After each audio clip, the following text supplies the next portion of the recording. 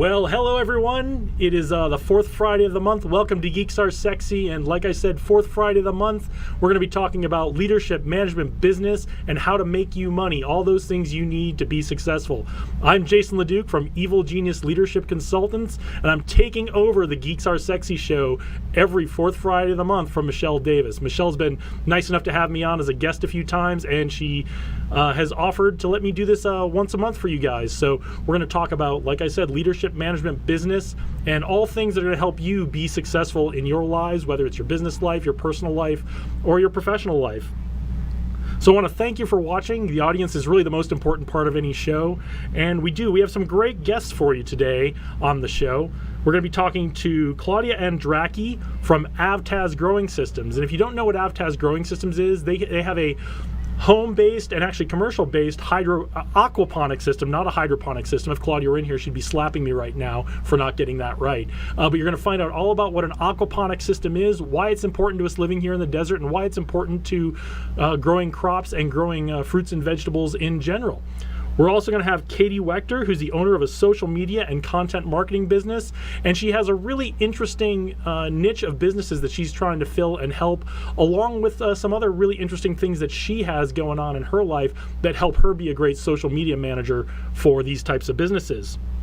And finally today, what we're going to have, which is kind of unique to the WCOBM crew here and Geeks Are Sexy in general, is we're going to pull both of our guests back in for a panel, and we're going to discuss a bunch of different issues facing businesses here in Las Vegas, what some of the opportunities are coming up in Las Vegas, and where we think as a group the trends of business in Las Vegas are going to go.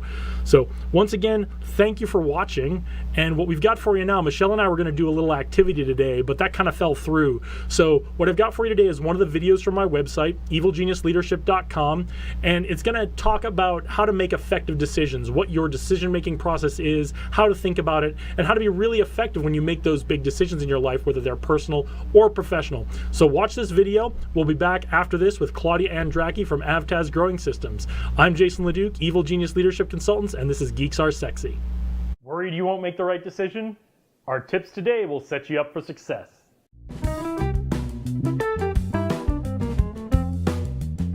Welcome back, and congratulations on taking one more step towards becoming one of the great leaders of tomorrow. As leaders, we're expected to make decisions every day, but how do we know if we're making the right one? Today I've got 5 tips for you that'll help you go through a process for making great decisions. And stay tuned to the end. I'm going to give you a link where you can download a checklist that you can use to apply the tips in this video. We often hear that great leaders are decisive, and the best leaders seem to make decisions very quickly and very easily. Some people are fortunate enough to be born with this trait, but the rest of us have to learn it like any other skill. One of the best tools you can use to improve your decision-making capabilities is to follow a problem-solving framework. Now, Toyota has their 8-step problem-solving framework you've probably heard about, and when I was in the Air Force, we had a modified version of this that we used a little bit differently. I'm going to take these frameworks. I'm going to give you a link to these in the description below, so if you want to go look up these original frameworks, you can go look at them. But I'm going to take some of these and reorder some of the steps, and I'm going to modify them a little bit because I think it makes it a little easier to remember, and I think it makes a little more sense to do the steps in this order. But you can go look at the originals if you want to. And remember, when you're trying to make a decision, it's important to be thorough and deliberate, even if you're trying to make a decision quickly. And even though there's multiple steps to this problem-solving framework I'm going to give you, you can move through them, even just up in your head, even without writing anything down. You can move through these steps fairly quickly, but it's important to be thorough and deliberate as you do. Step number 1 is to analyze the problem, and this consists of 2 parts. First, it's identifying what the problem is, the real problem, not just what we perceive the problem to be. And then second, we're going to break the problem down into smaller component problems that we'll need to solve along the way. Now, both of these steps require us to be honest with ourselves about what the problem really is. You've heard people say admitting you have a problem is the first step, and that's no different here. Now, you may be looking at this as, well, I don't have a problem I'm really trying to solve. Someone came to me and said, here are 2 or 3 options. I needed to choose one of them. Well, and that's okay, but it's always a good exercise. It's always a good part of the problem-solving process to go back to what the initial problem is. What problem are these 2 or 3 options trying to solve?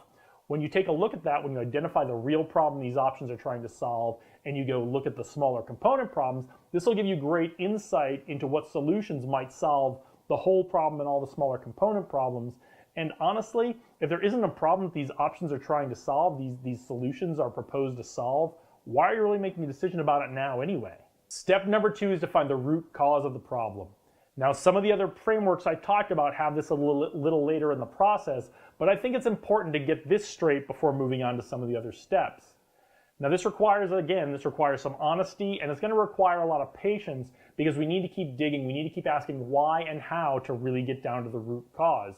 We want to get down to that point where we can't ask those questions why or how anymore. Like I said, sometimes in other frameworks, this is later in the process, but as you start to get to the goals, as you start to get to the areas of improvement that you want to solve as part of this problem, it's important to understand what these root causes are, because if you get resource constrained, you might want to prioritize on what's going to give you the most bang for the buck or what's the most important thing to solve first. So I think it's important to get to the root cause before you get to setting your goals, which is the next step. But if you want to go set your goals first, that'll work for you too. Next step, set your goals for improvement.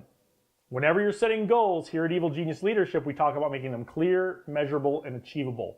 I won't go into all the details on how to do that. We've got another video for that, and I'll put a link down in the description so you can go watch that if you're interested in how to make your goals clear, measurable, and achievable. But you want to make those goals for the entire problem you're trying to solve. You don't want to leave any of it out. You want to address all the smaller problems that you broke the problem into in the first step and the root causes that go along with that problem.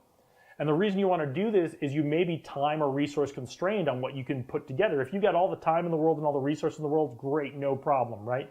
But if you're resource constrained, like most of us are, you may want to choose 1 or 2 goals that are going to address the root causes of the problems that are going to move the needle the most and get you the most improvement. Step number 4 is to create and evaluate courses of action.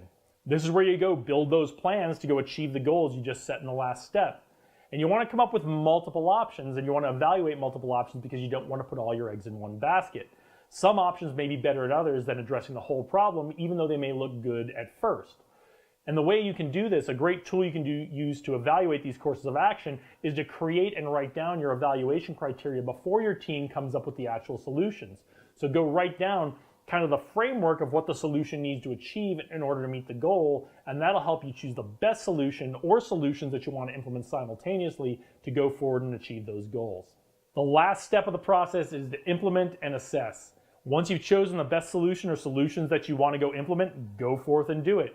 And keep tracking how well you're doing on those solutions. Are you on track for your goal? Are you a little bit ahead of your goal? Or are you behind your goal? And as you're looking at the numbers, don't lose the forest for the trees on the numbers of tracking your goal. Are the root causes going away, or do they look like they're starting to reoccur? That can give you a lot of insight qualitatively in addition to the way you're quantitatively tracking your goals.